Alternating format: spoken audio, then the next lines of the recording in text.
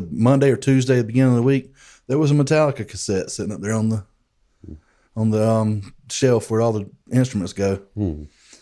And every day I'd go in there and get my drink. It was still sitting there. I kept looking at it, still sitting there. It never moved. Friday rolled around. I'm like, nobody cares about that tape. I'm taking that home. There you go. And that started it all. I mean, honestly, I went home, I listened to that, and I'm like, you know, I've been messing around with a drum set my whole life. I've watched my daddy play drums. You can do that on a drum set? I'm like, that's what I want to do. What album was it? It was And Justice for All. Oh, yeah. 1988. And that started it all.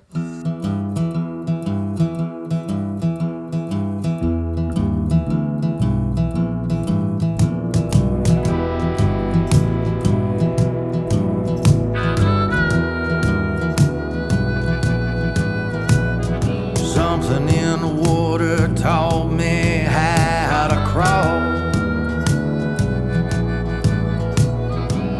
Something in the water taught me how to fall. Something in my Hey. Welcome to another episode of Something in the Water podcast. I'm one of your hosts, Sean Clark, and your other host is Uncle Dave Griffin. Caution Light Media. Justin Mercer behind the brought to you by Caution Light Media controls over there. And our guest today is Mr. Jason Lee from Waycross, Georgia. Howdy do. We're glad to have you, buddy. I'm good to be here. Yeah. Jason is a drummer as far as the music goes. I'm not a real musician, but I hang out with a lot of them. Well, we said you was a drummer. That's right, exactly. I think we covered that point already. No, we've been in bands together, and you've been in a lot of bands around here. Yeah, well, I think I've been in all of them one time. Yeah, you've been in every one of them around here. I'm sure I'm going to learn some history here today. I might learn a little bit myself concerning your past, as far as whose bands you were in and out of. The only one that the three of us are related to is the Newfanglers project, where you played on one of the tracks, the Sean song, which was titled "Blood in the Pines." Yep. Yeah, the title of the album. Graham Griffin wrote the words, and Paul wrote most of the riff stuff. Oh, really? I thought that was your song. That's right. Yeah. I think I wrote the music to the change, the bridge. The bridge, which that was a lot of fun. Looking back on that, I don't know if you remember, we went in and did the original. What made the album it was supposed to just be a preliminary kind of thing, and we were going to come back and really do it. That's what ended up. That was the cut. Sometimes I love it though. First is the you best. Didn't like it? Oh yeah, I do. I could have done it better, but can't you always look back? You can always do it better. Yeah. But I'm glad I was a small part of it. Really am. Oh man, because that's a killer project. Well, there was a lot of parts played by people on that project. Yeah. Just one. Performance, one off, yeah, and that was when that song came up, the style of song that it was. Put we mic down to you a little bit right under your mouth there you go.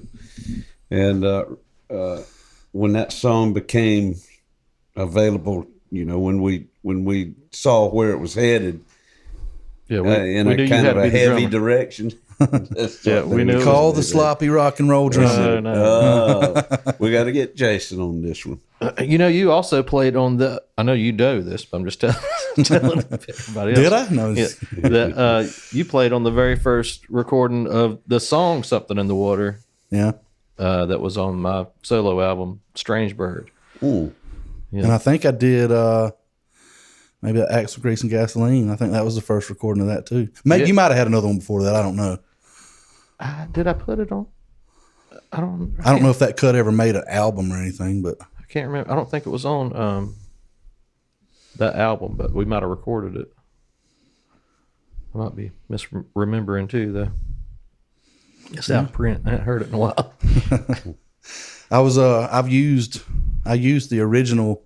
It's still my favorite. Maybe I'm biased because I'm on it. It is, but the original Something in the Water. Yeah, I used that on some of my YouTube stuff. Cool. I don't know. I dig that. And your YouTube channel is Trembling Earth Outdoors. Trembling Earth Outdoors. Trembling Earth. Tell us something about that. Well, Roll this over. it's off to a little slow start. I say a slow start. I kind of kicked it on the back burner a little while because my career, comes first. My job kind of got scolded a little bit. Shouldn't have been spending so much time doing that. In the limelight. Which, in all reality, I wasn't spending any more time, hunting and fishing, whatever, with the stuff I'm recording than I ever have been. It's just now there was a camera there. You were just documenting it, and they were like, wait a minute. And I've always kind of wanted to do that because I'm a big fan of the outdoors on TV. Mm-hmm. So it's an outdoor channel. Yeah, pretty much. Like hunting and fishing. Right now, there's not, like I say, there's really not much there. I've got a lot of content, some already ready to go, some not ready to go. I just hadn't put it out yet. Like I say, when I got scolded, I kind of put the brakes on, which is good because there's no hunting going on during the summer, so it's not like I could have just kept rolling out stuff anyway. But you got a setup, like kind of like I wish similar to. I've got a computer desk, and a computer. Well, sometimes you don't need all of that stuff, But. And actually, the first video I did, I came over here and got him to edit it for me and put it together. Yeah. And I thought to myself, I think I can do that. Yeah. There's a reason he does what he does. I can tell you that. What took him probably an hour takes me a week. But, and it's still not as good. But I enjoy it. That kind of came in and took the place of music for me. Mm-hmm. I mean, because with my job, I can't commit to a band anymore. Can't commit to gigs. How long has it been since you were in a band? That's been quite a while since I was actually a member of a band. I've done one-off gigs here or there and studio stuff. Mm-hmm. Since I was in a band, we're probably looking at 6 years. Was it Dixie Wreck or was it? And that was a fun thing. That was to get the itch out. Mm-hmm. No traveling band. Yeah, I played with you guys. Played with you in a lot of bands. Yeah. Okay, let's hear about them. Let's hear the history that goes back to. Well, the first history I know of, Sean, if we want to go way back. Yeah. You were in a band called Black. Black, yeah. There's some stories about that one. That was Rick Bennett and Kenny O'Bara. I actually had Robert Parrott and David Wilson. I don't know. People probably don't know those names. I don't think they really carried on much in music after that, but Rick and Kenny obviously did. Mm-hmm. They carried on in the Waycross music tradition, but that was all heavy metal stuff. Yeah. And at the time, I think you were playing with, what was that, Twist of Fate? Was it Twist of Fate then? I think so. Yeah, probably. That was the very first band I was in. Mm-hmm. And I think we did a few high school parties together. Yeah. And that was who all was that? It was Gus. Or was Gus? Gus wasn't in. Gus wasn't in there. He was hanging out. He was like trying to find a way in there, and that's when we formed Slush Puppy. But it was Daniel Moore singing, and Jamie Stewart on bass, and Scott Paul for like a week. He wasn't in Twist of Fate. He was in Slush Puppy. Oh, really? For like a week, and who it was? I'm trying to think if it was Joey. It was Joey Waltower on the drums. Yeah. Ooh. And then who came after that? Courtney? Or Brett Garrett. Brett was the one actually playing with Rick and Kenny when I came along. Really? Mm-hmm. Wow. And I didn't know how to play anything. I knew how to play a drum set, but songs or anything. You know what they liked about me? What? Was that I got into it. I headbanged and that's all I knew how to do. Dude, you were like, I remember the first time I met you, it must have been at Robert Parrott's house, and y'all were set up under the garage. And that's when it all started. We come over there to listen to y'all jam or whatever, and you wouldn't come out the house. Yeah. We were all real young. Like you were like such a small little kid, You're like, they were like picking trying to you drag up, me out dragging the door. you out, and you're like holding on to the door. Not doing like, it. I'm not playing in front of people. But, I think I had practiced with the band like 2-3 times at that. Never even played any music with the band. I didn't have a clue what I was doing. I just faked it. Did you guys? I think I still fake it. That's how I made my whole music career. Yeah, we all faking it. Yeah. I've had a lot of fun doing it, but I still know the same 3 chords I always knew. But yeah, those were some fun days. I think the first we ever played together was before Jack Cadillac, wasn't it? What did we do before that? Was it something with Rick? Well, we did a jam. We did jam, and was that you? I remember you some and- jam sessions in Savannah that lasted all night long, but that's another story. That's another story. That's when I learned how to play funk that night. I think it was something besides just downstroke. I was like, chick. Oh, okay. We used to jam in a storage unit. Mm-hmm. Was that? Didn't you go over there, with Kenny and you and Rick? And That was our practice place. That was the most economical. yeah, I would go over there and jam sometimes with y'all or something. $50 a month. Hot as hell. Yeah. Yeah. I remember one time we were practicing there. We had this gigantic, back then everything mattered other than music. We had a stage and a drum riser, and we had this gigantic banner behind us that said black. And somebody called the law on us. And obviously the city policeman that came, he was black. And the first thing he had to point out was well, did it? the sign says black. You guys ain't playing. You don't look black to me. We're like, oh boy, where's this going? But he was a nice guy. So, What was the first band we were in then? Was it a band or like a? maybe it was Jack Cadillac. Or, no, we actually did Lane Strickland band before that, didn't we? Oh yeah, that was Was that, which one was first? That was 2001. Laney was first. Yeah. And I feel like we had played together before that. Jack Cadillac was before Laney, right? Man, I can't. It all mixes up to me. Yeah. No, it was after because I quit Laney and formed Jack Cadillac, and then you came after Lee had been in the band and stuff and played with us then. I had a couple of little stints, I guess you could say, Yeah. when you were desperate. I was just kidding. No, No, but I remember something about that, the whole Laney Strickland band and you doing Jack Cadillac. And it's something I still say to anybody to this day, that I remember when you were going to quit Laney. I think it was 2-3 months, something like that. I was in the band about 3 months, I think. I mean, we stayed on the road. That was a constant thing. That was a learning experience from hell. But I remember what you said to me when you told me you were quitting. You were like, "Man, I'm not going to do it. This is my last show." And I was like, "What in the world?" He's like, "You said it stuck with me because you said this is the lifestyle I want to live. This is not the music I want to play." And from that day forward, you started playing original music. I mean, obviously you play covers. Everybody's going to here or there, and you've made a career out of playing your own music, and that deserves a lot of respect. That's hard to do. Appreciate it, man. I've always said, man, that's not only does it take balls, but Well, everybody told me I couldn't do it. Ain't it right, Dave? Yeah. You can't make it playing your own music, son. Give it up. Yeah, you were told that by all of us, old school. Trust me, you can't do it. my dad, in the very beginning, it's one of the things that made me rebel, I guess you could say, and turn to heavy metal. He was always playing, you know my dad, but always playing Jake Lee. the Southern rock and the country covers, and he always told me when I started playing drums and he heard me playing, we were playing Metallica and all this kind of stuff. And he's like, "You're never going to make any money doing that."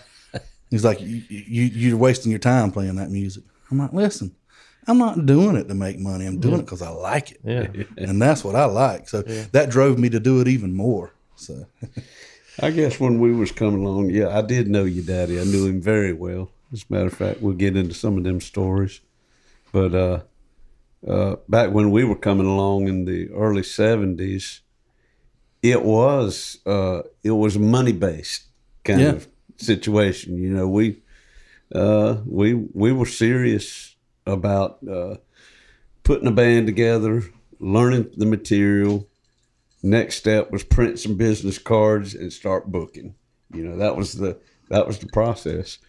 And I think what he was doing was falling victim to that old generation gap thing, where it was his music or our music of the time was all he considered relevant. Right. And he wasn't giving, he was just not realizing that not only did you love the heavier stuff, but there's a whole bunch of other people around that loved it too, that you could probably make a living playing too, Yeah. He just didn't, he couldn't see that part of it because the old generation gap got Well, in the yeah, way. and truth be told, he wasn't wrong.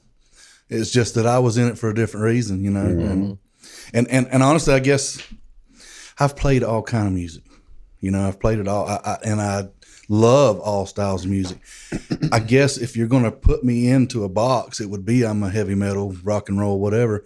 And I guess because for me, it's always been about that's what drew me to it was the groove of it. Being a drummer, and that music has the groove drums to it, and that's what I love about it. And that's really where my heart's at when it comes to music. But over the years, obviously being a drummer, you don't pick what you're playing to. You're not writing the songs. You're just putting the drums to it, basically. So it's made me branch out, and I liked it. I mean, there's music. If I wouldn't have played with the people I played with, I would have never started listening to other kinds of music. Now I love some of it all, and I really do. I've got a diverse collection of that I ride and listen to. You never know what's going to come out of my speakers, honestly. And well, it makes life so much better. More diverse it is. You were a frontman, local vocalist too. Yeah, that's what happens when you spill beer in the drum machine. It tries to sing. Oh man, y'all. That was a lot of fun. I did enjoy that. That was exhaust. That was exhaust. You were still the drummer, but you sang, or you got out front. Yeah, I was the front man, and that was a lot of fun, especially when I got drunk and rambunctious. Yeah, I did that quite a lot. Was it Cabaneras or Backdraft out there we played? Backdraft, and I think they shut down after that, probably because of me. Because of that. You was in that band? No, but both our bands played out there for some kind of thing. So, being a front man, did that take some adjustment for you, or were you by that time just like, shit, I can do anything? At first, it did because you're the one that's got to talk and represent the band, and everybody's looking at you. Maybe that's why I drank so much when I did it. But after a few beers or a few drinks, I was right in there. Oh yeah. So, and after a little while of playing gigs, it didn't take much to get the edge off. I had a lot of fun doing that. I just didn't have the voice for it. Let's be honest. I mean, I'm not. You guys were awesome. That was with Rick Bennett too, wasn't it? Mm-hmm. And Kenny. Yeah. And Silas Robar. Who played? Rhett Bladen played Rhett drums. Bladen was on drums. Yeah. We played local a few times. That was never really great. We played a lot in Jacksonville though. Mm-hmm. And we did some pretty cool things there. You get more attention when you get out of town, don't you? Yeah. Everybody around here is just like, oh, it's just them guys again. They've been making noise for a long time. Were y'all doing original stuff? Mm-hmm. Yeah. Original and covers. Yeah. But we did originals, and I guess I'd say the height of the career there as a front man was we won a couple Battle of the Bands things down in Jacksonville, and we got to do a live acoustic set on the Planet Radio is what it was back then. I don't know if that even exists. Mm-hmm. But we had never played acoustic, and we walked into a radio station and played 3 songs acoustic that we never even practiced that way. How'd it go? It actually went good. Yeah, cool. I had a tape of it. I don't know what happened. Way better than I anticipated when we started. I was like, this is going to be a disaster. But it actually worked. That was a lot of fun. But then everybody grew up, and I think Rhett became a pharmacist.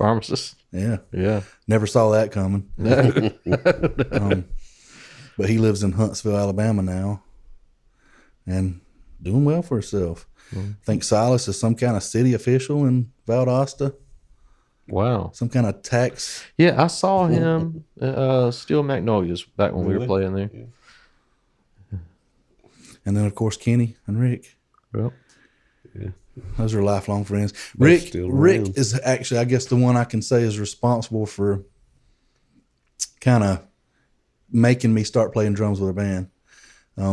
Me and him became music buddies at school, and I told him I could play drums, which was kind of the truth. I was in marching band and stuff, and obviously I played drum sets sitting around the house with my dad, but I had never played any of this. I'm like, yeah, I can play that because I listened to it. Yeah, and I faked it and it worked. And I'm sure I was saying I could play guitar before I could. So you were in the marching band. Mm-hmm.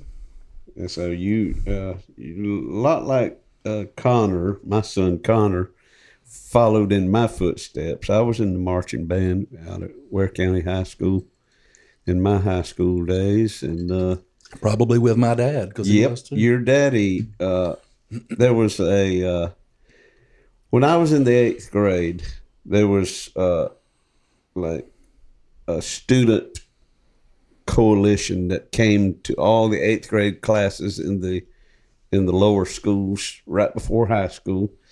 And there was a high school coalition of students, one representing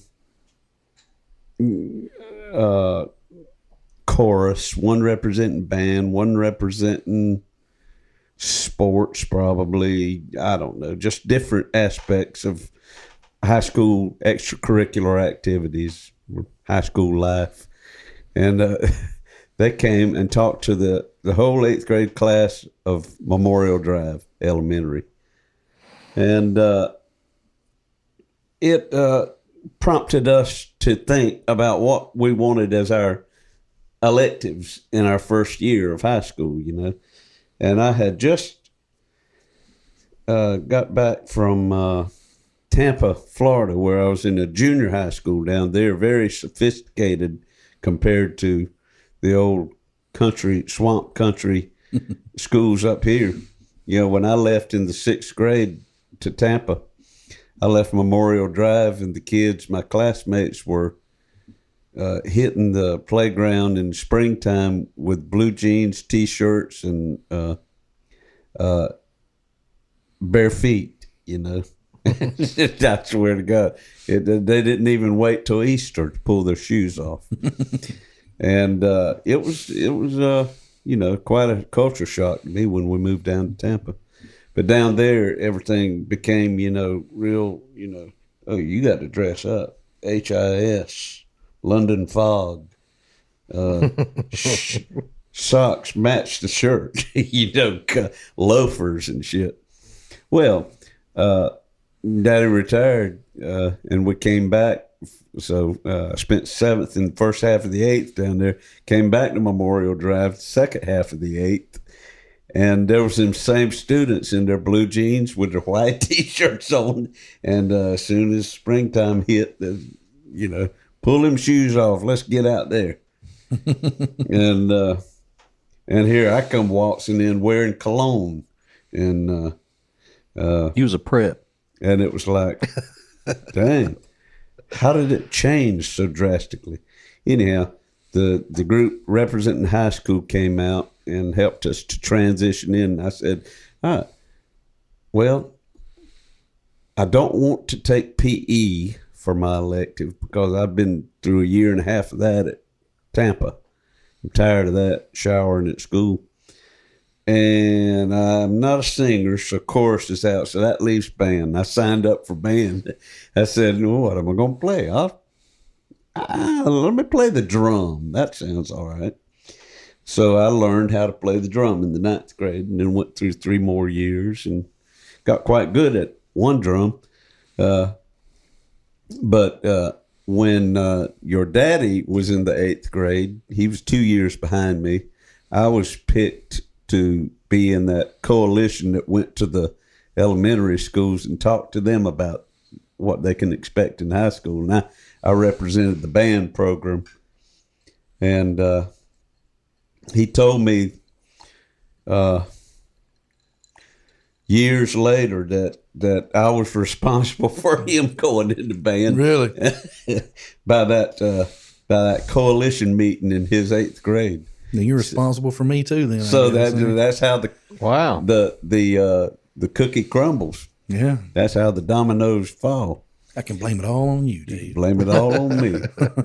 So, and Jake, your daddy was when he entered the band in the 9th grade. By that time, the elementary schools had band programs that were kind of getting them ready for the high school program. And in my case, I learned in the 9th grade and then marched in the 10th, 11th, and 12th.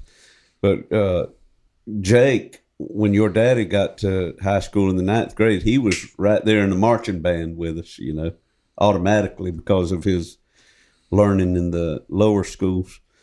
And he was such a little old shrimp. I mean, he was a little short guy with thick black glasses. frame glasses and braces. And he just he looked very nerdy.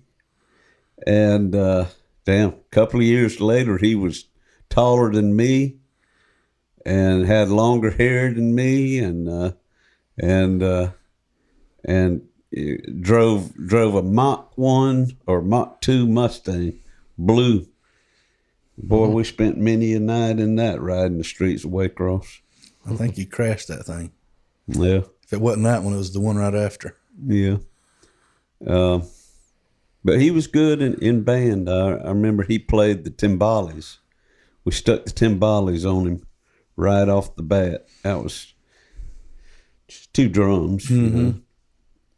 You'd wear a harness and you'd strap on 2 drums. Nothing like my son ended up doing. But yeah, I was only good enough for 1 drum. They just put the bass drum on me. Oh, you played the bass drum? Mm-hmm. Okay. In marching band, anyway.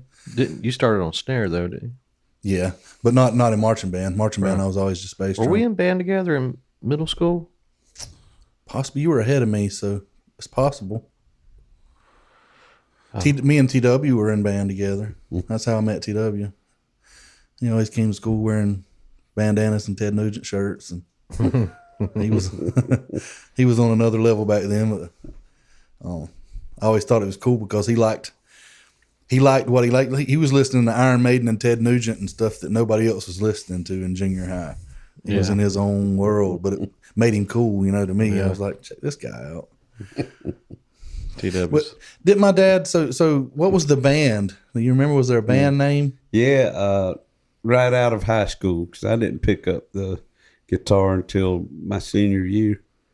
And then graduated high school in 71, and we immediately put a band together that summer.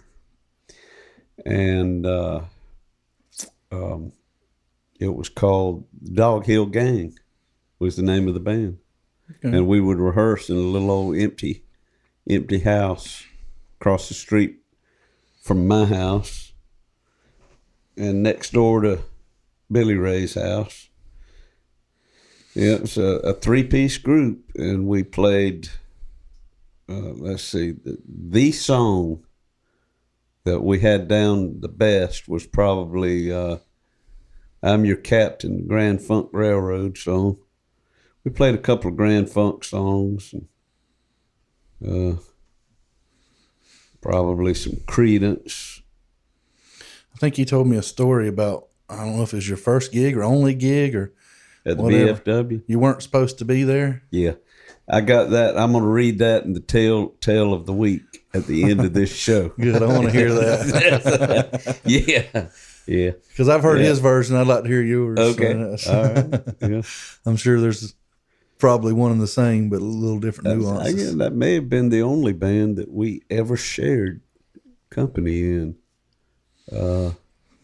Yeah, because it was that was 71, and we had one gig, and then life just got in the way, and we started doing different things. And the next serious band that I was in was 74, and I can't remember what your daddy was doing by then. He was probably in and out of some other bands. What year were you born? 76. 76, okay. So we weren't in band together. I think I just remember seeing your picture, like school picture or something with the snare on. Probably a picture of the kid that says, "Don't do what he did." Don't do. I got kicked out of band. You did? Yeah, for getting it was not my attendance, and I don't know if it's a rule or whatever, but I got suspended too many times from school. So, and they finally said, "Nope." I was like, it broke my heart because I really liked it, but hey, I was a troublemaker. This was like, all right, I don't want to play any more of this fancy stuff. I'll play heavy metal. Who was your band? Was it Galtney? David Mann. David Mann, yes. See, by that time, things had changed drastically. Of course, I had before marching band. I think I had Kathy Harbuck. I don't know if you remember her. And That's who I had in 7th grade. and Tucker. And Tucker. Rick Yep. Tucker. Yeah. Those are the ones I I had. remember that fella.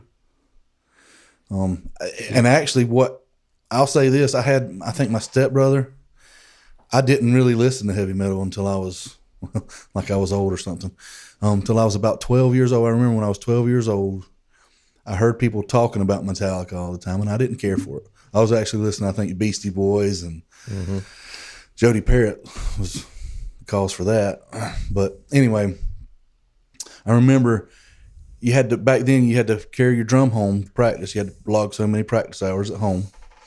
And I would always come get mine before I got on the bus in the room in there.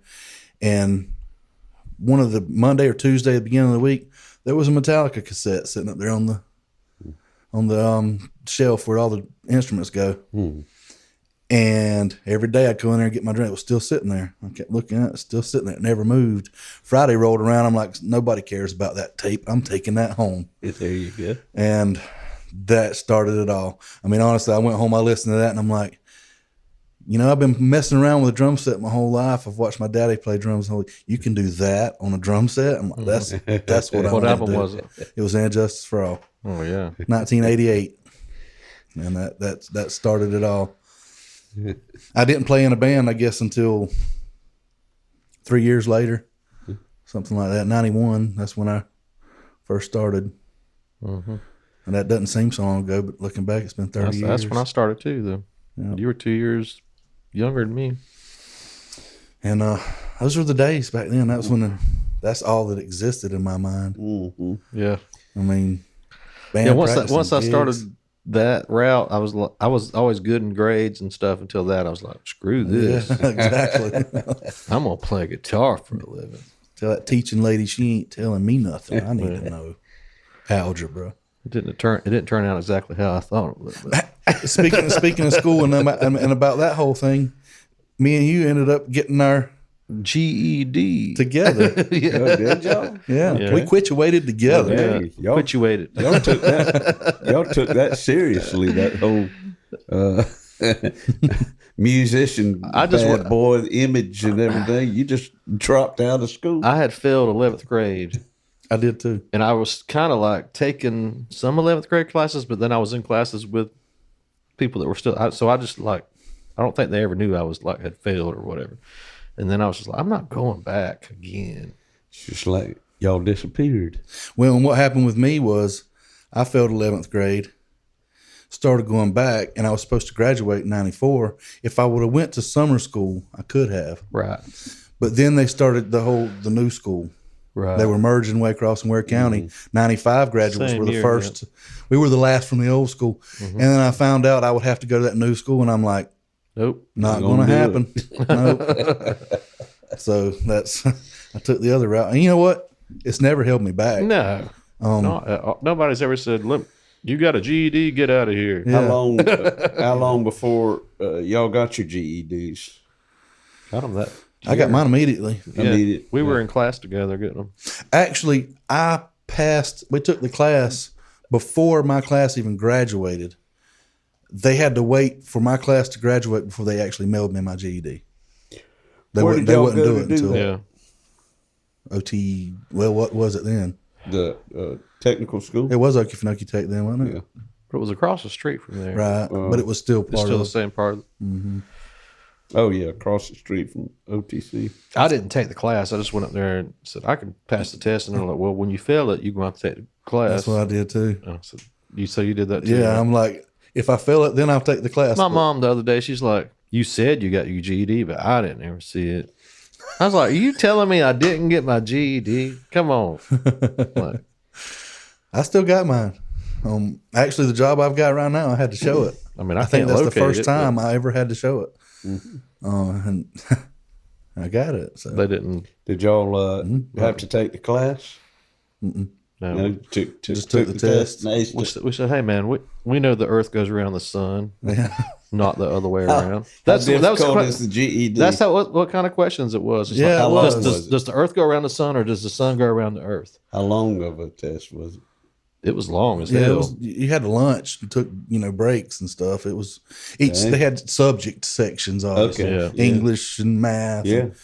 But none of it wasn't was just a hard. pushover. It was like, can you make it in life? You know, kind of like, It was kind of like the assessment test they give you in school. It was just another one of those. I mean, and yeah. just basic knowledge. and Are you stuff. stupid? As if you are, you're not getting this thing. It propels you through life or something, I guess. That's not why I failed. I failed. I feel because I didn't like it. ass. I'd rather go out playing music. I would be like the kid asleep, and then the teacher like, "All right, Sean, what's the answer to this question?" I'm like 34, and she's like, "That mother." So here's my deal too in school. This is, I don't know if you remember, if you saw me any of my last days in school. I got in trouble on my 16th birthday, underage drinking. I had one beer and I went to jail. Scoundrel. So I was on probation. Well, I was in trouble those days. There's no lying about that. But that's the reason I had failed the 11th grade. I had missed too many days. Well, my mom, I had already failed. They had told me, you're not going to pass. Still had another month or two of school left. My mom let me withdraw so I could go to work. I was doing yards. My stepdad had a yard business. And I'm like, well, I just work. There's no need for me. And I didn't know you can't do that when you're on probation. They came and picked me up. You can't work when you're on No, probation. you can't quit school. You can't quit school. Even though I had a job, I was underage. I was a minor. I wasn't 18 yet. Gotcha. So you had to stay in school. Actually, I guess once you're 18 or whatever, I don't know, you can just have a job. But anyway, so I spent 2 weeks in RYDC because I quit school. In what? In RYDC, Regional Youth RYDC, Detention yeah. Center. I will never forget it. I did hard time. Wow. That was What was out that at like? out at the industrial Mm-hmm. section. Out there by the airport. Let me tell you what that was like. See, I mean, I was a troublemaker, But but I wasn't wasn't that guy. troublemakers like these kids. They had me in a cell smaller than this room. It only had one bed, which was just a metal bed frame, a sink, and a toilet. But there was two of us in there. There was a mattress on the floor, which is where I got, and this other kid. What did the other kid do? Do you remember Pogo store on Albany? Getting robbed and the woman getting shot? I was in the cell with that kid. Oh my 2 God. weeks. I was a little scared. Shot and killed her? Yeah. Wow. How old was he? Younger than me. I think he was like 13, 14. But he was Young kid. scary. Yeah. He didn't talk a lot. He didn't say much, so I didn't either. I just kind of, all right, be quiet and read a book. Shoot. But, so when I got out, they made me go back to school. I had already failed. Everybody at the school, including my teachers, knew that. Knew that. I didn't even carry books, paper, pen, nothing. I literally went to school and went to sleep. I mean, then they wouldn't even say anything. You remember Miss Fales? Miss Fales was the worst one ever. If you fell asleep in her class, she would walk over to your desk and slap a paddle down on the desk to wake you up. I woke up many times with her doing that to other kids. Not me. Not you. She didn't even mess with me. So yeah, I got quite the reputation for Yeah, that. I walked around school with a red dot on my head for laying on my arm. School. Speaking of that, I think I remember before Jack Cadillac, I played. I don't know what was going on, but I played maybe just practice. I don't know if I ever did a gig, but with Gravy a little bit. With Gravy there? I don't. Maybe you weren't calling it Gravy at the time, but I remember playing that song What song? and a few of the other School Chicken. School Chicken. That's why I said school. School Chicken. Maybe it was because Will Thrift was always the drummer. Mm-hmm. Maybe he moved. I think he did. I think We were trying to probably keep something going. because it was me, you, Jesse, and Graham. About that. I know we've jammed many a times on, Yeah. like, let's get this band together, and maybe it happened, or maybe I don't think played we one ever. gig. We might not have ever played a gig. Right. but- There's many of those kind of things. And I played a gig with you guys too. I don't know if it was obviously well before the New Fingers album, but there was a gig one time. I don't remember who all it was. Was it Lulu's? Was it still called Lulu's? Imagine, Where the probably creek is so. now? Yeah, yeah. With me and Dave and you, Yeah. nobody and, else. And maybe Paul. Probably. Yeah. We did so much of that. That was so fun too. Yeah. And that's about the time Lulu's was active was when Coe. the creek started up at that first location. Cypress Creek. And now there they was are a little Woody's. bit of competition going on, and we were the better for it because we could get gigs at both places. It was Woody's back then. It was Woody's, of course. The Osmonds would always, frown on. Oh, you playing down there at that other place, are you? Well, and ironic that the creek is there now. yeah, that same location, sure is. That place long ago started out in my day as the Lily Pad, was its first incarnation. It wasn't the Green Frog, was it? The Green Frog was the other building. the place where the BYRB is now. Yeah, The right beside accounting business is, where all the people park in their parking lot. That was the Green Frog restaurant, an old classic place in Waycross, owned by the Darden family, who ended up going and establishing Red Lobster, Red Lobster. and Olive Gardens. It all started with the Green Frog and Green Frog, Red Lobster. Wow. Yes, they had a theme going, and they built the lily pad right there.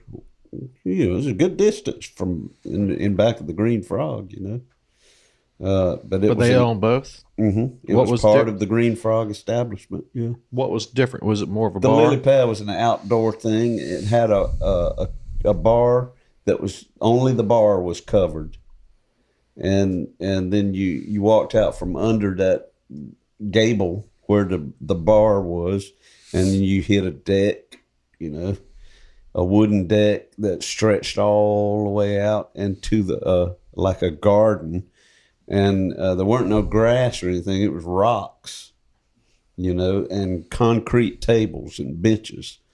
And you had a section of the Concrete table and bitches. benches. Covered in Sign me up. some benches. And a pole. And, On the lily they pad. had a section there on the wooden porch that the band set up and played. But I was already on the road playing for a living, so I missed out. I mean, I went to the lily pad many times when we'd be on a break, come back home for a week and wouldn't be anything to do. So you went out to the lily pad, and some other bands got to play that place. Which I know there's been the Espresso, the Foxtrot.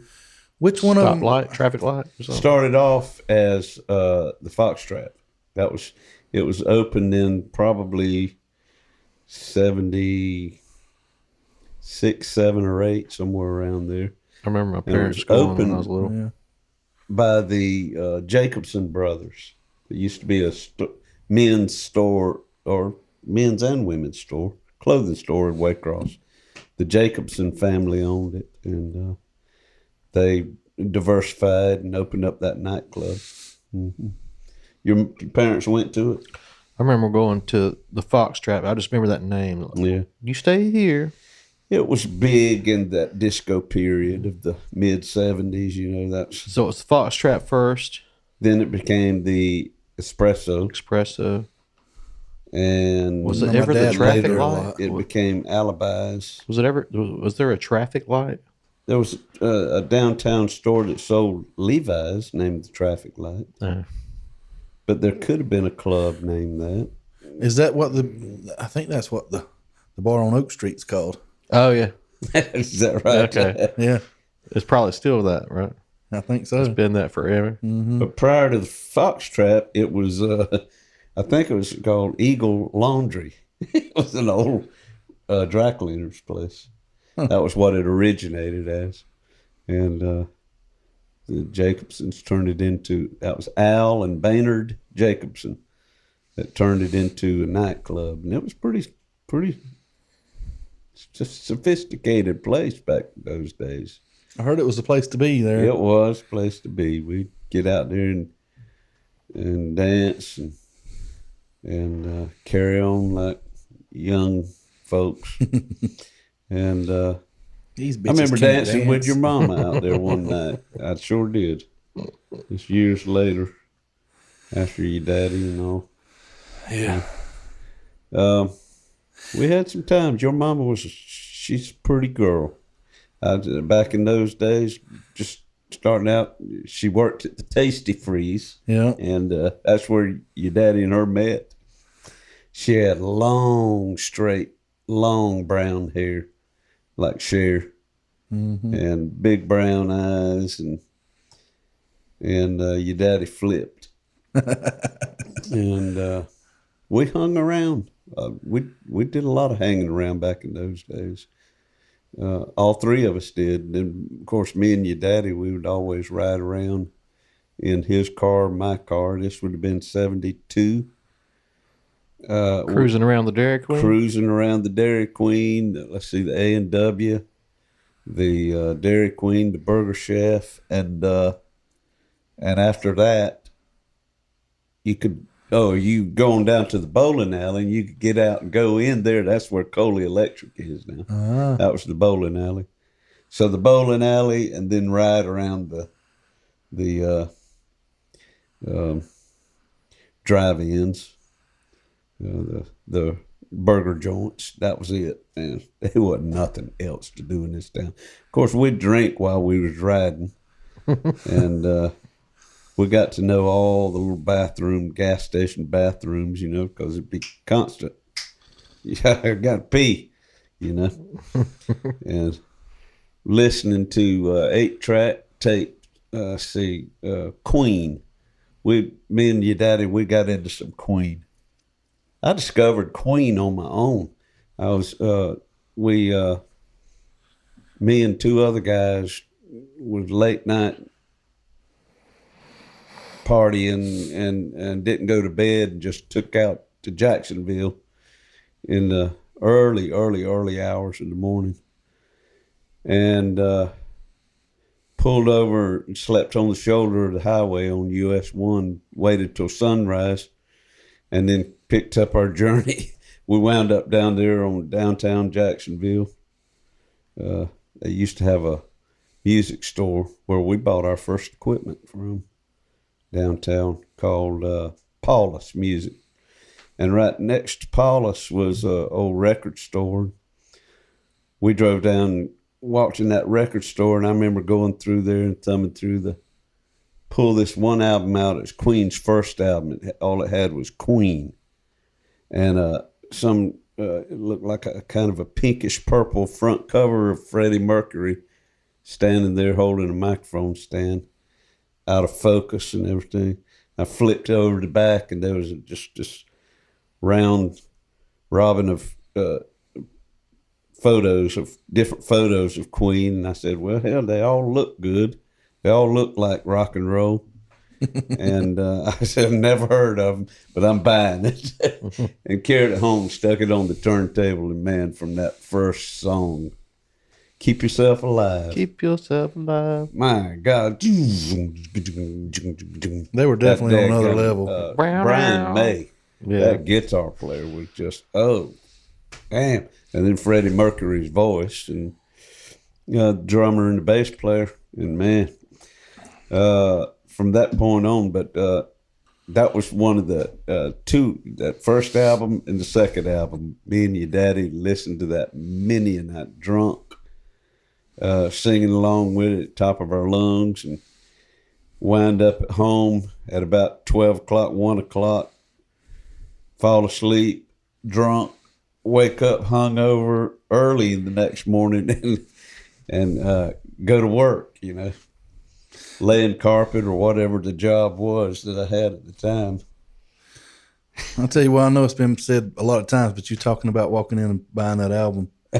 That's one of the things I miss about music the most. Yeah. And I hate to say one of these cliche things the kids these days will never know. Yeah. Going in there, The joy.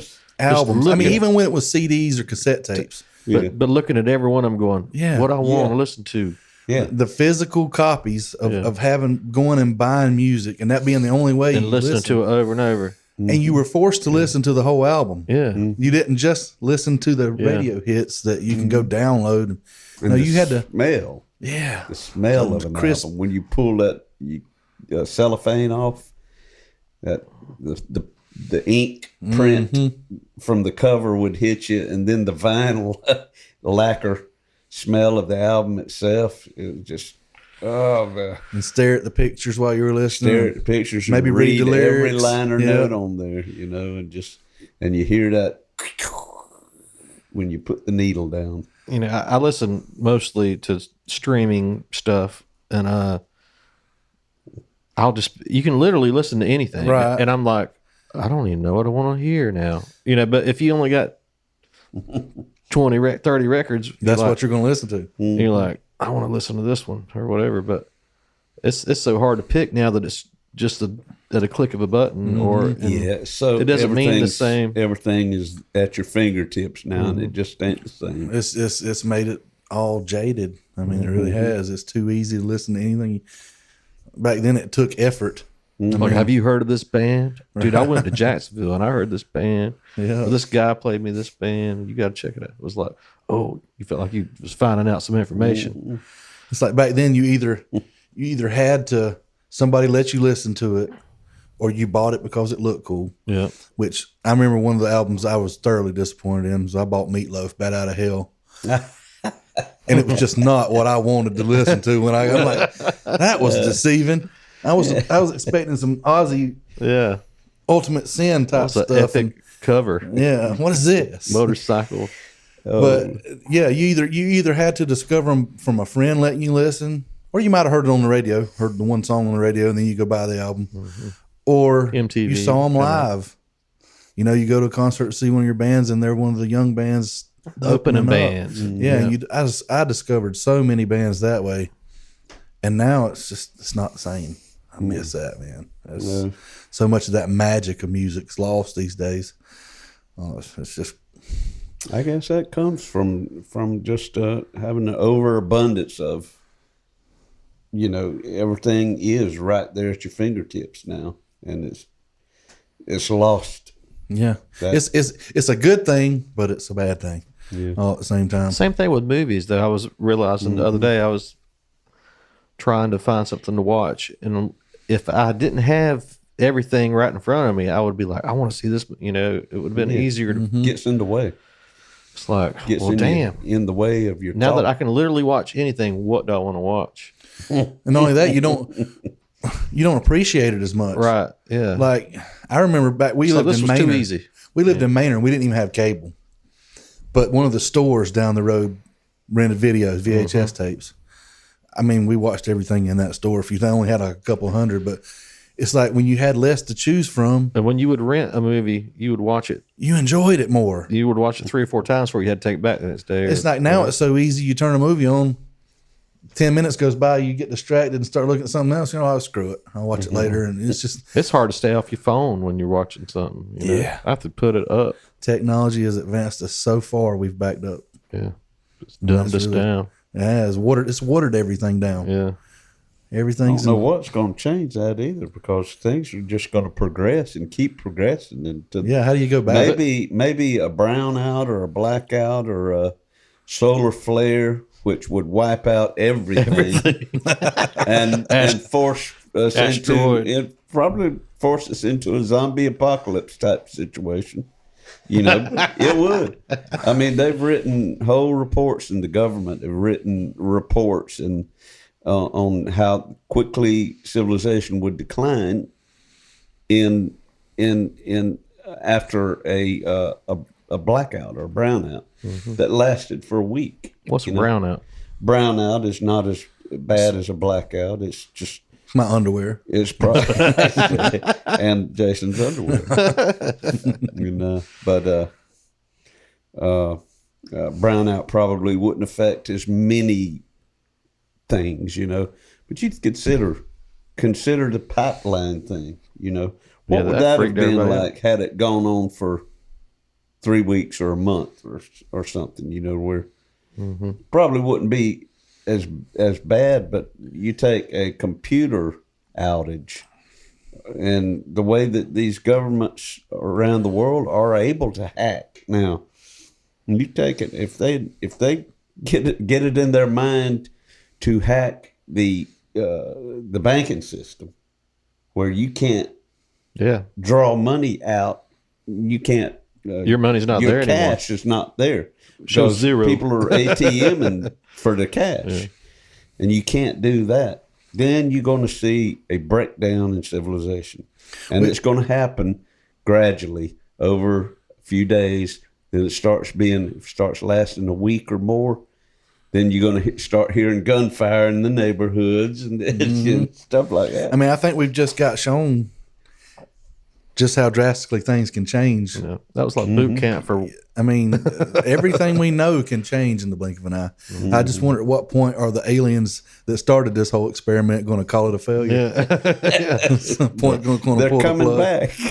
I mean, supposedly what the government has admitted, there's UFOs, and now nobody cares. Yeah, they admitted it during the pandemic, and everybody's like, "Okay, do we have to wear a mask? Do we have to wear a mask? Do they have to wear a mask? Because if they're not wearing the mask, dude, come on." Listen, they can't globally travel here without a vaccination certification. Are y'all serving aliens here? McDonald's. But yeah, the good old days of music. I do miss the physical copies of albums. I don't care if it's an album, a cassette, a CD, even. Well, talking about where it's going, like, I'm sorry to cut you off. Go ahead. No, this is going in another damn Where direction. is it going? You tell me. That's Elon Musk with the what's it called? The link. I just had it in my mind. Neuralink. Oh yeah, you told me about the first. It's like a chip in your mind. Well, the first things they're trying to do with it is like people who have been paralyzed that have it's just a bridge that's been burned in the brain that is fixing that kind of stuff for like sight and hearing, or maybe not hearing, but brain stuff. And then, but they're like, he was on podcast talking about it. And he's like, as the technology keeps progressing with this thing, everybody's going to have this instead of a cell phone. It's going to be a computer in your mind. You're just going to look it up in your mind. We're eventually not going to talk. You're going to listen to music in your mind. What the hell? He's like, Apple iMind. It was on Joe Rogan. And he was like, "What do you mean you're not going to be able to talk?" He's like, "You can talk, but it's just going to be like building a fire. You don't need to." It's going to be redundant. He's like, I can tell you faster with telekinesis. Yeah, like back and forth. It's just you're going to be able to send quick emails. You're just talking about you're sharing messages. Stuff way faster than you can actually talk it out. All you have to do is think. I need to ask Sean the lyrics of that new song that we wrote, and you just think that, and you automatically it comes into your head. And he says this is 10 to 20 years from now. That's scary. Well, I don't know, man. That's scary. I don't know if we're gonna make it. But think about before cell phones, and if somebody's like 10, 20, you're going to be doing all this on your phone. But I don't know, man. That's scary. But now it's nothing, and it's going to be like that then. Oh, it's something. Yeah. I wish I didn't have it, man. I do too. I got way more stuff done. It bogs me down. I wish we could go back. What, a cell phone? Cell phones. And I stayed away from that's it what the forever. problem is right now. Everybody is sitting there like this. Well, we're all connected without being looking at the connected, cell phone. and it's caused us to become even more, less connected. Less Yeah, connected so because to me- I don't go We don't hang share out. the same camaraderie that Yeah. we used to. People don't hang out like they used to. They're just And when they do, you're all yeah, they're just doing that. Neighbors ain't neighbors talking about what you anymore. saw on Facebook. Yeah, look at here. Yeah. I'm like, I came out. Now you're shoving your phone in my face. But again, I'm telling you, like the days of the Laney Strickland band, we're talking 20 years ago. I'm so glad my cell phone back then was just a little Nike or whatever Yeah, they were. it just had the Nokia. snake game, Yeah, you could play text call, and the snake game. That's all I You had. had to press the button this many Nokia. times just to send a text. And S.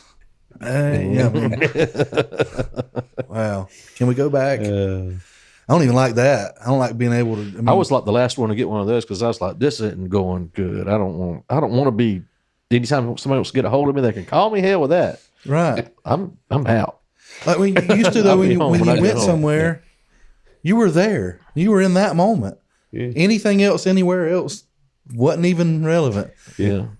You went out of town and nobody knew where you were at. Mm-hmm. You were on your own. You were Yeah. out there. And Yeah. now it's never that way. Yeah, remember back in the days when you had a road map? I used to carry an atlas in the van in the late '80s. You know, it was a book that had every state's road map in it. You know, that's how we got around. And you go on a daggum trip, and it seems looking back on it, it seems like would have been so hard compared to your GPS sitting in Yeah. front of you now, you know, with a woman talking to you, telling you where to go. Yeah, because even that, sometimes now you miss a turn and you act like the world's ending. And back with the map, it's like It's you like- probably didn't even know that turn was there. I think what we did, it seems to me like we just wrote the directions out on a piece of paper or Yeah. a paper Like you look bag at the or map something. before you Says, left, and you wrote, it "I need to said, turn here. I need to turn there." 75, and then that was it. I remember when it progressed, didn't have it on a smartphone or a GPS in the car. You could go on Google and Print Google it the out. directions. Yeah, and Yeah, print out yeah. the Print directions. I did that one. The only time I did remember doing that, where I actually printed them out, I was trying to go to a concert. I don't remember which concert, but it was in Atlanta, and I ended up in a cul-de-sac in a neighborhood I didn't need to be in, with a car full of kids, and we were all like, who sent us these directions? This is a setup. Like, it's a trap, you know. And we were not. I don't even know how we found out where we were going or who was with me, but I remember that happening. I've drove to Savannah and back from Savannah a million times. And honestly, today I had to work at the IP mill there in Savannah. And I could have just left and drove home. I know how to drive home. But it's so ingrained in my head when I leave, hit home on the GPS and do what she tells me. Yeah. And then I got on the phone, so I wasn't listening, and I missed a turn. And I wound up somewhere I didn't need to be in Savannah. And I'm driving a big black 4-wheel drive truck, and I didn't fit in. And That's frightening. it is. I had to make a bunch of turns to get back out of I there. had a situation like that when I was about 17. Or might have been out of high school, probably was about 18 or 19, and I was by myself in the family car in Jacksonville, and I took a wrong turn, and I was in ethnic area, and I was driving faster than I should have been because I was scared. You know, I was just like panicking, and then my foot was down on the accelerator, and I was hauling ass right through an ethnic funeral. And it was like, you know, I was like, oh, God, because they're cussing me and waving their fists and stuff at the air because I'm driving fast right Through a in their funeral. moment of sorrow, you know. And I said, please, Lord, just get me out of here.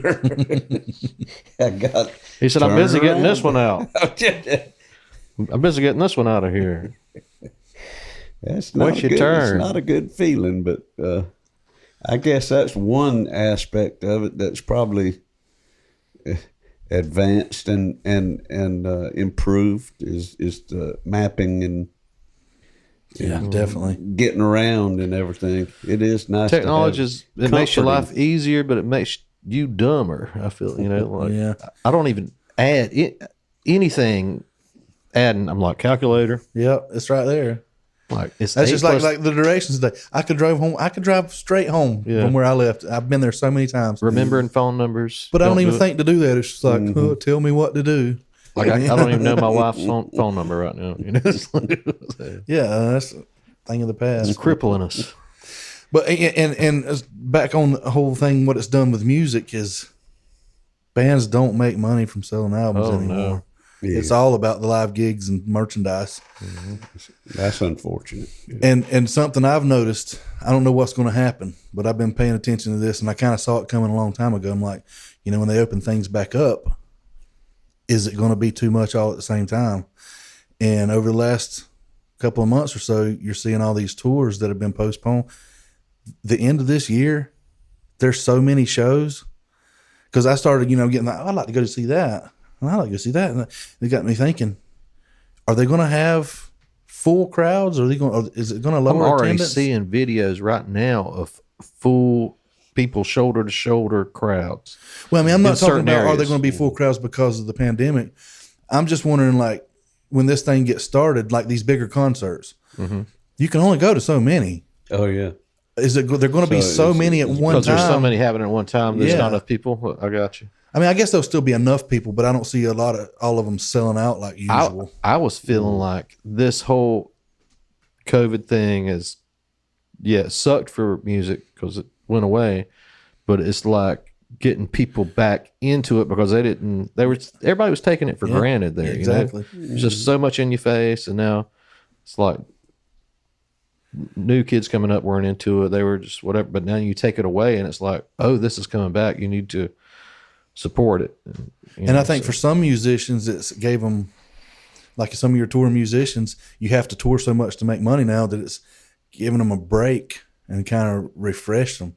Like I've heard some interviews of so many bands, they got to get together and spend time just hanging out, writing music without the pressure of you need to be on a tour or this.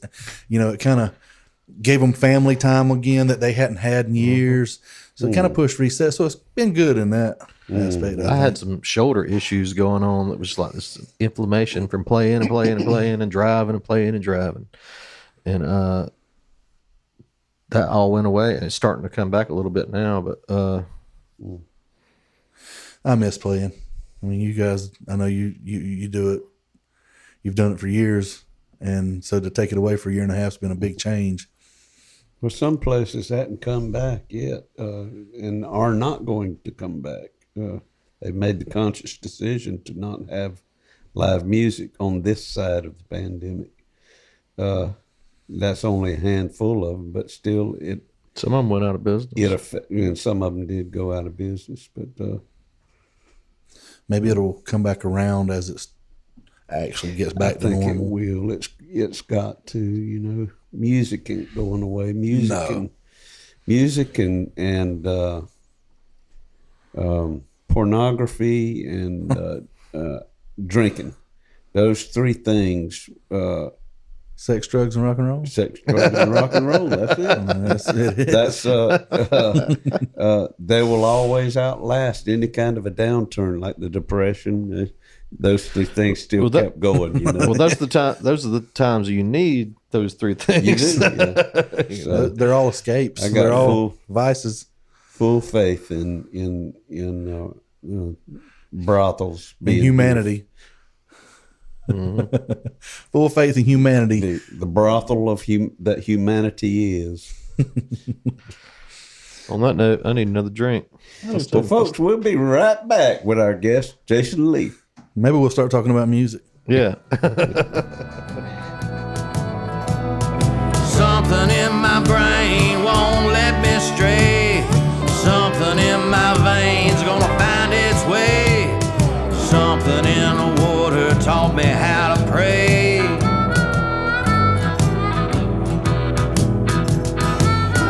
When that cold black water finds its way into your veins, you'll never be the same.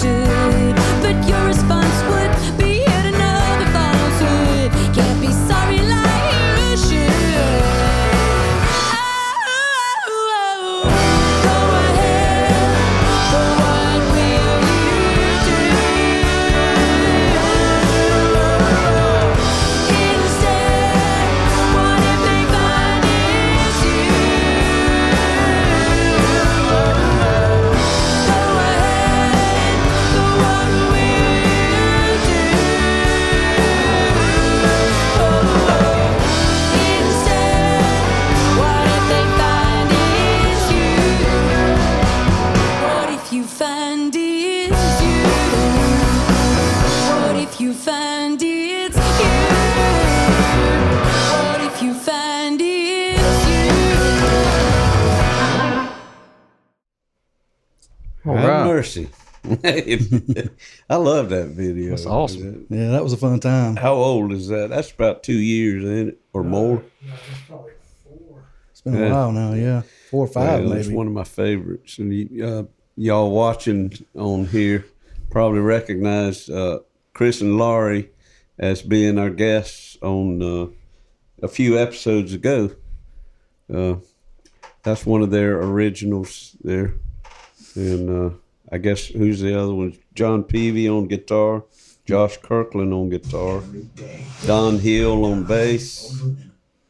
And then Chris and Laurie. Chris and Laurie and our guest, Jason Lee on the drums. Like I say, that was a really fun time. Some of those times you get together, you know, musicians, stuff just comes together without any effort, and that was one of those days. That was a lot of fun. So y'all weren't like in the band. Y'all just got together for this video. Yeah. And so We did another video too. I think we did Dirt Kick, wasn't it? Yeah. Really? We did that down I love at the that depot. also. yeah, okay, I remember that one. That was fun too. But that was way earlier than. No, that was after that. Actually. Really? Mm-hmm. Wow. Yeah, it's a newer, later version. It's the same players that was on that. I think we did a version of Dirt Kick when I was Okay, in, I remember the old one. I was not in the band because the bass player in that band was Justin Mitchell. Maybe I didn't see that one. And What's that? we got commercials on our podcast now, folks. They come and go at will. But I was the bartender. That was Dirt Kick when we recorded. Yeah, that you were but video. that I was the one that bartender, was way before that one. Right? Way before that. That was a long hay time shaker ago. or Yeah, It was I did the actually- original way back then too on that at Jesse's studio. cool. That was way back in the Dirt day. Kick too, if you want to watch it. But You got it pulled up? Yeah. Let's watch it. Yeah, I love Chris's songwriting. I love his production too. He just got he's got a real ear for he's business. I can tell you when the you production of it. he wants things tight. He's a perfectionist. Here we go with another one.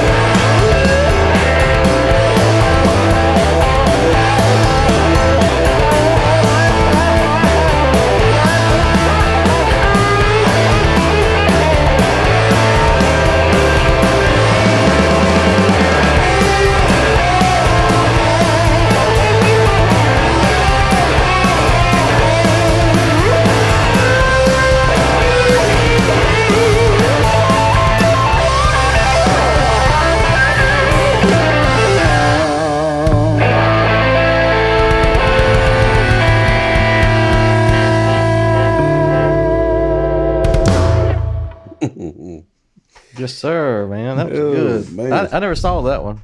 I hadn't watched that in so long. I've kind of forgot little parts of it. So Well, it's pretty cool folks, to go if back and y'all watch it. just tuned in, that epitomizes what this podcast is all about. That right there is something in the water. A lot of good musicians in that All one. of those people man. on there either have been or will be our guests on here. That might be. Wow, they're just. There's just a pool of talent down here, from songwriters to vocalists to musicians. Yeah. It's just that was evidence A big of it right there. That Part was of some the of them right community. there, yeah. Yeah. That's stretching from Valdosta back to here. And all the way, I guess, to Brunswick. And There's a little stretch that was across our guest, Jason Lee, once again on drums there. Yeah. I've done a pretty good bit of studio stuff here and there with Chris and Laurie. That's kind of the last stuff I've really done because I can't commit to a band these days with my work schedule. So I hadn't done enough of it. What are you doing now? I am an account manager. Basically, You work the roads. I go to sawmills. I service the equipment that we sell. It's a disposable knife company, basically. So in the sawmills, you've got things that chip wood, period. Whether it's, I don't know, they call them a chipping saw that makes the lumber. Whether it's a chipper like out at Georgia Biomass or a paper mill, they're just making chips for pulp or either to make pellets, whatever. If it chips wood, we make something that does it. So you call the blades knives? Mm-hmm. You call them knives that fits into the machines? Yeah. So it's an interesting job. Not a lot of people. There's only a few companies that make what we make. I mean, and it's kind of Do you spend a lot of time on the road? I mean, I do. Do you have to stay out of town on the road, like overnight? Yeah. Oh yeah. When we're doing installs or services, I have to be there early in the morning. But my area is Georgia and Florida, and partly in the Carolinas. But I do travel all over helping other people in the company too. So, yeah, I travel. That's kind of like the life of a musician. You were prepared for that, weren't you? Oh yeah. Oh yeah. Your music years prepared you for your job now. Yeah. Sean and I had a good adventure of that though in the Lane Strickland band. I carried it on for a few more years. Yeah. And that was quite an adventure. Man, that was a lot of fun doing it. That was good. That was good times playing with him. I did 3 on the road back in my day, 75 through 78. So we were playing 100 shows or more a year too, and that's a lot of playing. Of course, who am I telling? Right. Did we tell the story on here, or was it on one of our trips? I think it might have been on our trip to Macon the other day that you told a story about when you were in the Laney Strickland band that y'all were riding down 16. Yeah. Okay. I-16. Tell that story. You got to remember That's this. funny. It was the middle of the day. We were traveling, Laney Strickland band in the van, and we're going down 16. Must have been going to Statesboro, probably, I don't remember where we were going, or coming from there. I'm sure of it. but we passed David Allen Coe. You remember this? Mm-hmm. And he was in his bus. Oh, I got more David Allen Coe story to go with it. So Yeah. He was in his bus, and he was on the inside lane, and Laney's like, I think that's David Allen Coe. He was driving it? Yeah, and so we get up there, and his door is open, and he, like, no air condition, just shorts, and just him driving his own bus, and just looked like Hunter S. Thompson or something. And we're like, hey, beeping the horn and whatever. What's crazy is several years later, we opened up for him a few times, but one of those was in Starkville, Mississippi. And we ended up staying at the same hotel as him. We didn't know it, but all kinds of stuff happened that night. It was like freezing cold. They paid me to jump in the pool. I think a few of us ended up doing that. It was pretty interesting. But we played the gig. As interesting as that was, because believe me, David Allen Coe is a sight to behold. Seeing him play live. But we get back to the hotel, and there's this bus. We've done all this debauchery in the pool. We walk out to the parking lot. There's this bus, and it's running. And we go up, knock on the door. I wonder if he's in there and awake. Go knock on the door. Nobody comes to the door. Well, Eddie opens the door and there's David Allen Coe snuggled up on his little on his couch with a little Afghan over him, little colorful Afghan. Eddie sneaks up there and takes a picture of him. Hops back. Oh no! I'm like, do you know what would have happened if he would have woke up and saw you standing there Probably over got him shot. taking a picture? Yeah, Wow. he probably had a revolver underneath that Afghan too. But yeah, that was I've had some interesting times out on the road with Good those boys. stories. Did you play any of those Hank 3 shows? Were you? No, that was right after I got out. Yeah, that would have been fun. But things happen, life happens. Yeah. Yeah, that band was a lot of fun. Obviously, the most playing I ever did, the biggest crowds I ever did, by a big long shot. I mean, we opened up for Leonard Skinner, Hank Jr. Those were like wild adventure shows, but there's literally, tens of thousands of people out there in front of you. That's a little different feeling. It was something I'm glad I got to experience that. Mm-hmm. But yeah, and I've been in nothing but kind of hometown bands, just getting the lead out ever since then. That kind of took the travel out of me, I guess.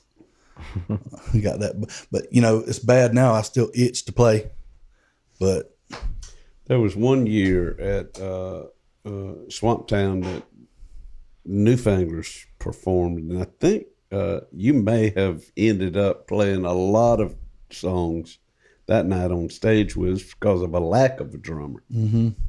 I did do a gig where I was the main drummer. There Yeah. was only one of them. Was that I did another couple where I just sat in and played that one song, but Yeah. I did a couple of gigs. I just can't remember exactly when and where they were, but I'm sure I they thought were that at we Creek. had done. We did a version of Jack Cadillac where you played, and Jody was on bass, and Dylan Crosby was on guitar. Yeah, At the I saw pictures of Swamp that Town. just the other night. They popped up That in was- my memories. I like practicing for that, and I thought that turned out really well. That set. It's hard to even think back how many bands I've been in. I'm sure it is for all of you. How many bands have you been in? I could probably count mine pretty easy. Y'all started a lot younger than I did. So I bet we could have a contest between me and you, Jason, see which one had the worst band names. I think I could win that one though. I could win that one with one name alone. It was the worst band name ever. But What was? well, we had some thrifty stuff. Let me go back through the band names. Let's start here at the beginning. We had Black, which actually originally was called Blackout. We changed it to Black because hey, what was cooler than black, right? And we were talking, the color black concert shirts, and that's just anyway. So there was Black. Then there was, and I'm going to get, this is not necessarily in time order because I'm sure I'm screwing it up. But we had Exhaust, and that was the one I was singing in. We had Capital F, Yeah. and that was me and Rick and Frank Sykes. That was the one band I played in with him, I guess. Then there was Igmo. Igmo. Yes. Yeah. Igmo. Named after Silas's dog. Because he was always there when we practiced. So Igmo. hey. Pretty good Anyway, name that right was a heavy band. Yeah, it's not a bad name. But Distant, that was one of my first bands. Distant was the name of the band. with Jesse And we got Herring. really creative and made the first album Up Close. TW and TW Lott and Jesse Herring. Yeah. That's when I met all y'all. Y'all were in And we that band. recorded, that was my first studio experience. Already knew you. We recorded the whole album. I don't know if you remember that. And we got 1,000 copies pressed. We probably still got 980 I of do them. remember that name. That's when I met Jesse. It wasn't. I already knew remember you that and TW. We ended up changing that band name to 12 Gauge Enema. And that's where I win the contest. Yeah, 12 gauge in them. Yeah, that was a pretty rough one. Fat Baby Angels is probably my worst one. Or You've also got the worst one. We actually kind of went tie what? because we both played in Dixie Wreck. Yeah, And that tops the cake for bad band names. Dix Erect. God, I never heard it that way before, but now that you brought it to my attention, I'll never be able to unhear it. And the Laney Strickland Band. And we changed that to Dixie Union Oh yeah. Okay, at Yeah. one point. that's right. Yeah. I just saw Eddie the other day. How's He's he making doing? cornhole. Yes, he is. And if you can He's find what? any, He's making cornhole things. yeah, he does. He makes really nice cornhole boards. But let me tell you something. Have you ever played? Yeah, I play. I don't know anybody I'm that pretty could beat good at Eddie. it. I don't could know beat anybody that could beat Eddie. I don't think he's- I've ever. he's good. If you should watch him, I mean, He's probably like a billiard shark. He's probably got the angles and everything down. oh yeah. He's done it so much that muscle memory's locked in. Yeah. But so yeah, he's doing good. He's building those like regular. Well, He good. built me a real nice Good. set, but he's really good at it. We need to get him on here. He would be a good one. Yeah. He's got some stories to tell. He's played around. Were you playing when they, or was that Mac when the pyro went off, and blew Eddie's watch off, and I remember that. Yeah, that was pretty horrifying. I'm blind. That was me. Not only did that happen with the pyro, but not long after. I mean, we're talking. When I say not long, we're talking like a month after the whole Great White pyro incident. yeah, Where people died in the club from it catching on fire. We were playing in Mississippi. I don't remember the name of the place. It was like not maybe it was Studio 54, something like that. It was a playoff of that anyway, whatever the name was. But they had a little drum riser built back into the back wall of the stage, so it was kind of like a little cave there. And the roof was lined with black spray painted eggshell crate foam. Cool.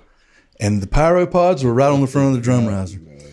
Yeah, so they set the pyro off, and I'm back there. I didn't notice it for a minute, but all of a sudden, fire starts dripping onto my cymbal. Oh, no. Zoop, zoop, it's just dropped. And I'm like, what the heck? I looked up, and I'm like, holy shit, the roof is on. I mean, and it's growing fast. the roof. And I'm back there. I should have just immediately stopped playing, but I'm trying to get somebody's attention while I'm playing the song. I mean, I'm not in my right mind to just say stop. And finally, that's what I had to do. Yeah. I just had to stop playing because nobody was paying me any attention. And by the time I did, man, the whole place was like full of smoke. People were hauling ass out the doors. And this is like a month after that. Oh no, man. That ended the pyro for a while. Yeah. Needless to say. Was y'all's pyro? I mean, That was some homemade backwoods But pyro. did you take it with you? Yes. So you had your own pyro guy, Yeah. The or bass did you player. rely on? Okay, so he traveled. He had with a it. welded thing that was just Well, we all had it made, and we actually went to the place. It's a fireworks manufacturer place, but they do pyro stuff for the bigger shows. Yeah. They manufacture all this stuff, and it's just a mixture of like concussion powder that makes the bang, Yeah. glitter powder that makes the sparkle in the fire. I mean and you mix that stuff. So we mixed it. The fuses were those little model rocket fuses. They went inside the pipe, and yeah, it was pretty dangerous. And it's designed not to go high, but just to. oh, they shot high, Yeah. It did. So big bang and fired straight Not up. super high, but Yeah. high enough to hit the roof in that little drum riser. So Yeah. It was so damn loud though it was. that when it would go off on whatever part of the song, and you're still playing, but you can't hear for about 10 seconds or 5 seconds And you knew before it was, the sound of the instruments come back. and My you knew left- when it was coming too, didn't you? Oh yeah, yeah. My left ear is permanently damaged from that band because Eddie and Laney always had battles back and forth on stage volume. One of them got too loud; they're constantly just slipping over there and turning up just a little bit, and the other one turning up. And I had Laney's amp about like that one most of the time, sitting right to my left. Yeah. And my left ear is trash. It's funny. We did a hearing test. We went to an audiologist one time back during our band days, and the results of the test broke down. You could tell where our monitors were placed and how loud they were because everybody's test results said, "Yeah, you're low on this side. You're low on this side." And that was right where our monitors were, So it was always that way. Yep, everything just gets louder and louder. But the ringing, man, the ringing in my left ear. Tinnitus. Oh, it's terrible. But I have learned to ignore it at night. I go right to sleep. It used to bother me. Not anymore. I don't know how. Just suddenly blocked it out. Rick's got bad ringing. Yeah, he's got really bad Rick ringing. Bennett. You pay the price. I wish I'd have known. It was nerdy to wear earplugs. I couldn't stand to do it. I couldn't stand to listen to it through earplugs. Well, they got those ones now that it doesn't really Just filter. It doesn't muffle it. It's like just drops the volume. Mm-hmm. Connor's got some. I should have had them back then. Well, folks, I reckon it's time we hit the old tale of the week. I'm looking forward to this one. Written by yours truly, Uncle Dave. This one concerns your daddy in places. Let me grab those glasses down there on the floor that I knocked down there. Thank you. Thanks.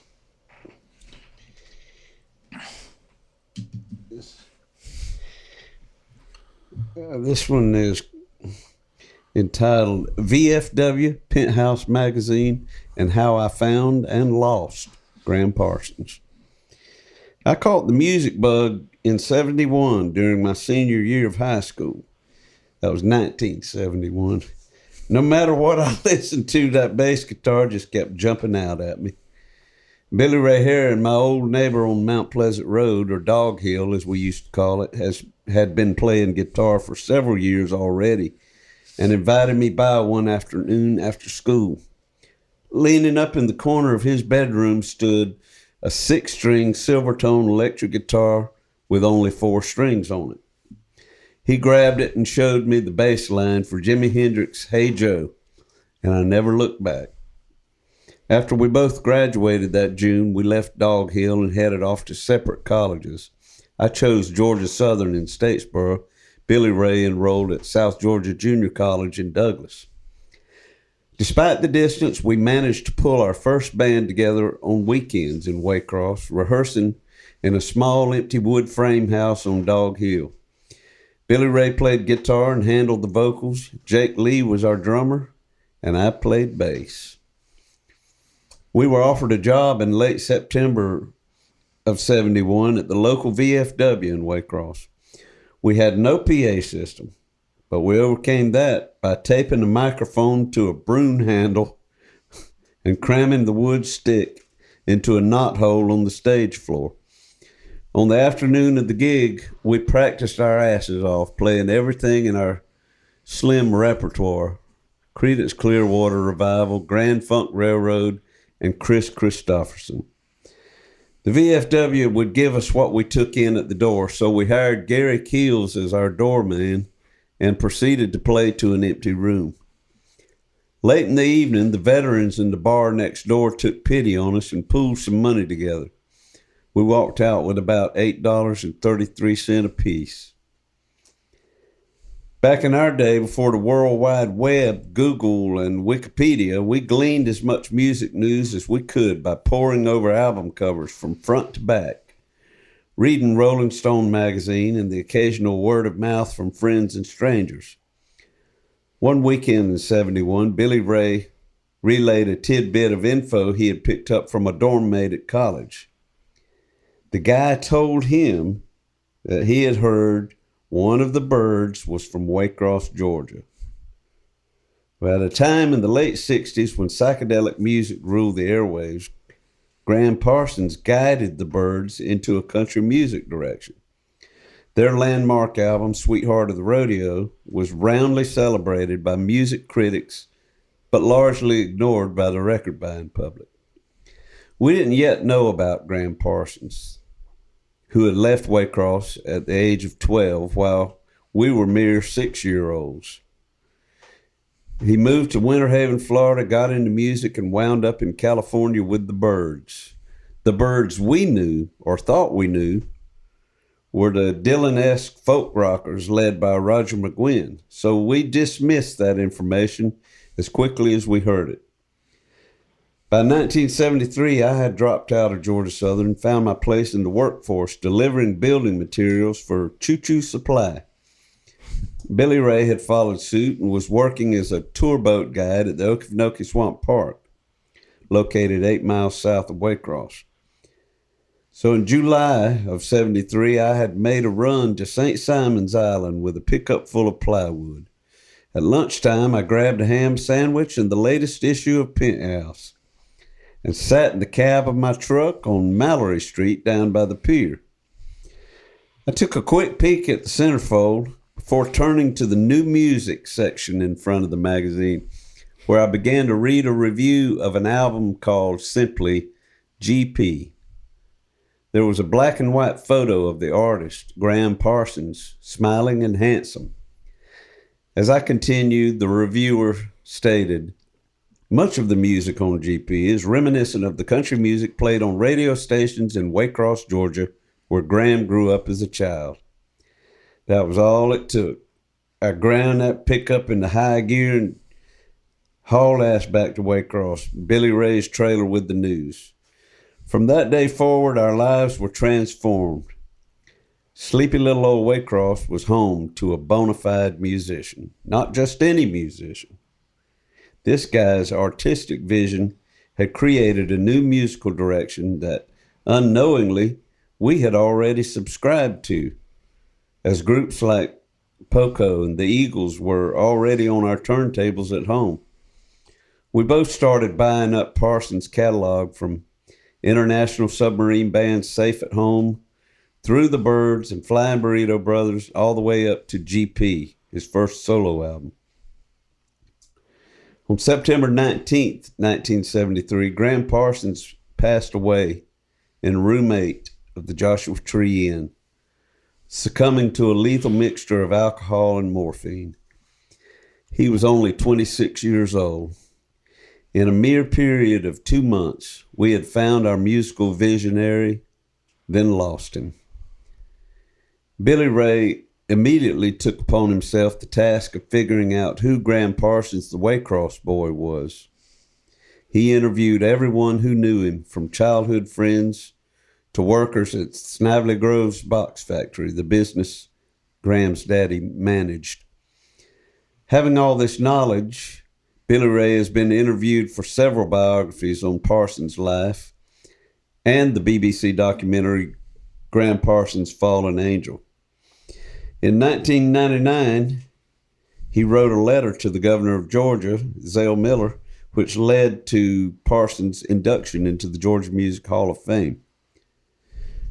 Personally, with a lot of luck and some cosmic influence, I founded the annual Graham Parsons Guitar Pulling Tribute Festival in my backyard in 1998. Years later, 24 years as a matter of fact, it still stands as one of the best little outdoor music festivals you've never been to. But you still have time, because it's going to be going on this year, the 24th annual Graham Parsons Guitar Pulling Tribute Festival, October 21st, 22nd, and 23rd at the Okefenokee Fairgrounds. And there you'll see Billy Ray Heron and myself take the stage and pay musical tribute to Graham's legacy, a legacy we stumbled upon in the pages of a Penthouse magazine. That's good stuff. So there it goes, another reference to sex and rock and roll. Yep. You said you had your side of a story with your dad and Dave, or your dad's side of the story. Yeah. Well, there was a little more to that I didn't include in the book. Right. Yeah. Because I spent the Friday night, that weekend, I told my folks I was staying in Statesboro. But yet I rode home with my buddies and did not go home. I just went to Billy Ray's trailer on Friday night, and we drove to Ware County's out-of-town football game in Bainbridge or somewhere. Where were y'all playing at? I don't remember that part of the story. VFW. Was it? On Saturday night. But first night, Friday night, I spent the night with Ray, and we rode to the out-of-town Ware County football game and was drinking beer on the way, and happened to run into some church friends of my folks at the football game. And they, you know how church friends are, they stay in the loop, you know.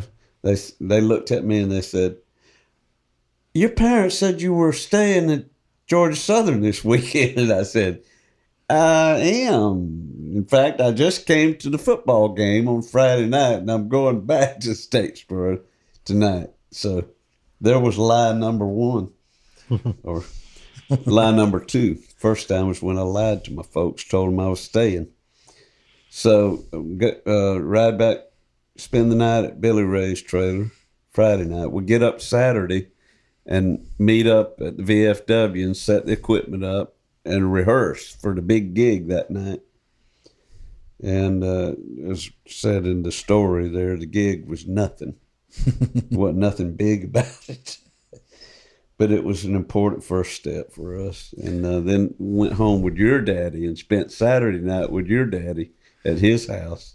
Is this the one? What he tells me about is somebody walking in to the Gateway gig. Restaurant. Yeah, or seeing you in town. Yes. Yeah, And that happened on Sunday. Because spent the night with your daddy, Jake Lee, on Saturday night at his home. And Sunday morning, Jake's mama, Evelyn? Eleanor, got up and went to church. And me and Jake's daddy rolled on down to the Gateway Restaurant, which was right there on Albany Avenue, right up the road from their house. Mm-hmm. And we get there before church lets out.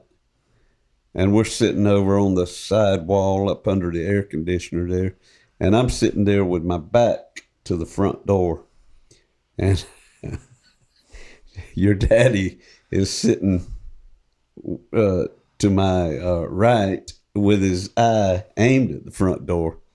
And right there also to my right was the counter with these swivel stools on it, like the old diners have.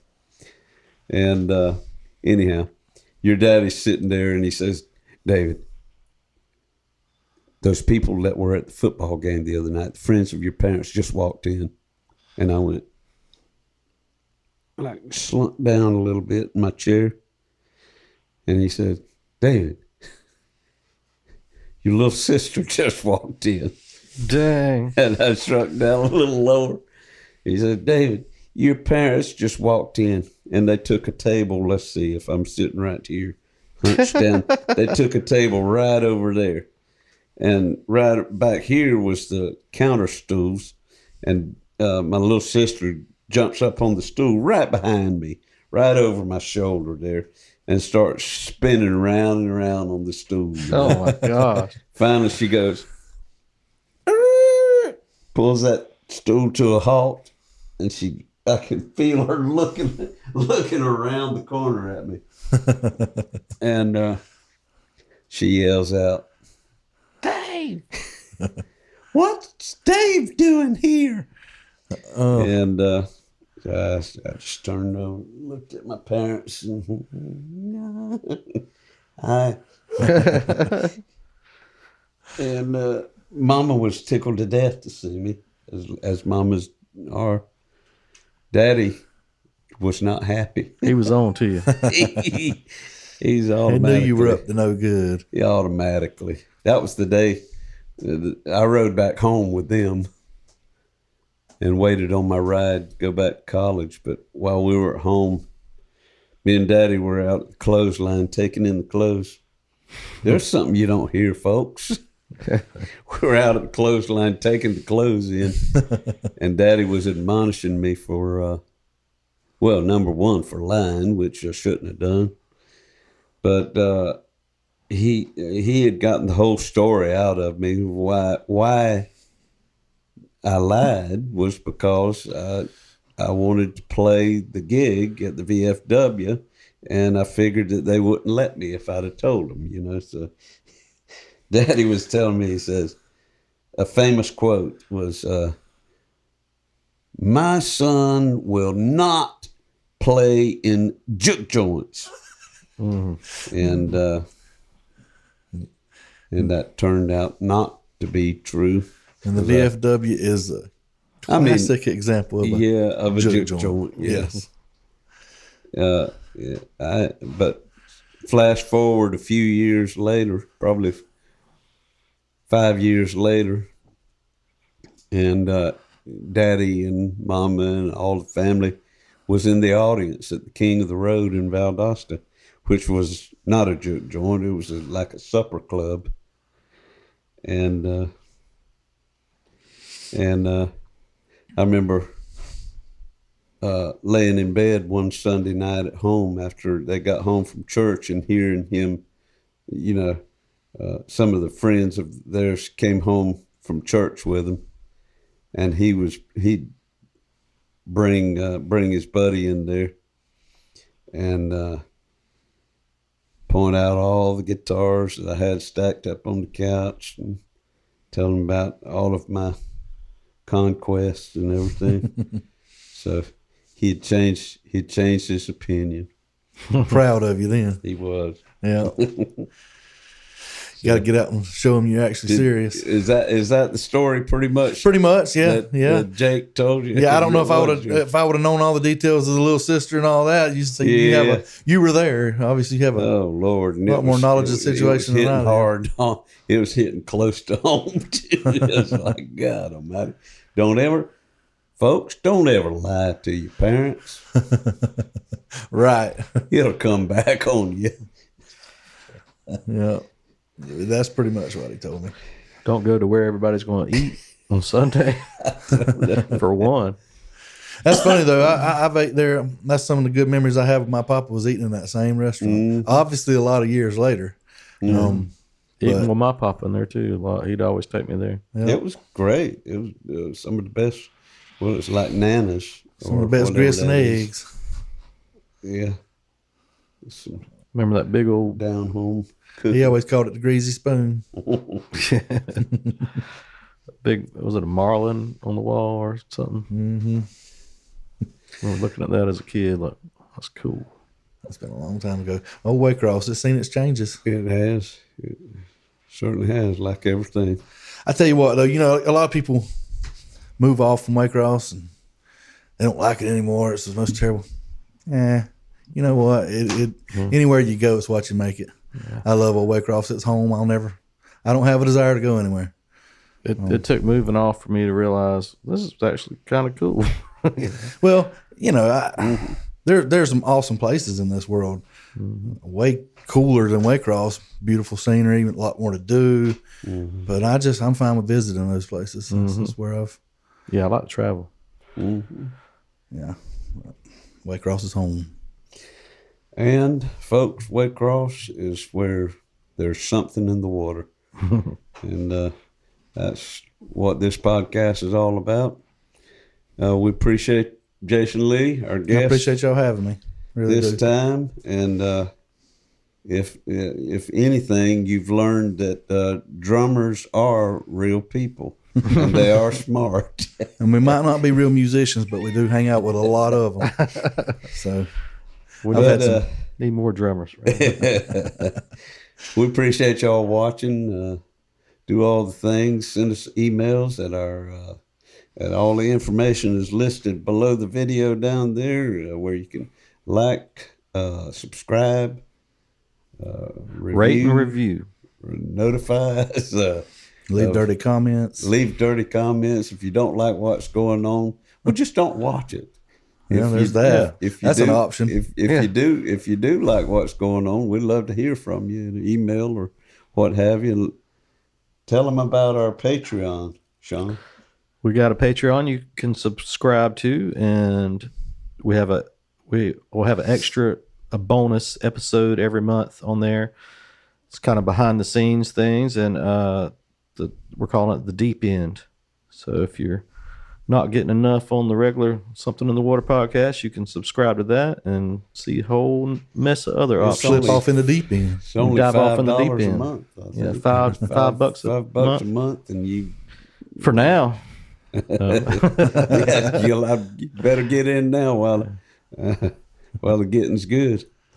We got some good things coming your way there too. So we appreciate it, folks. Come back, see us next time. When the cold black water finds its way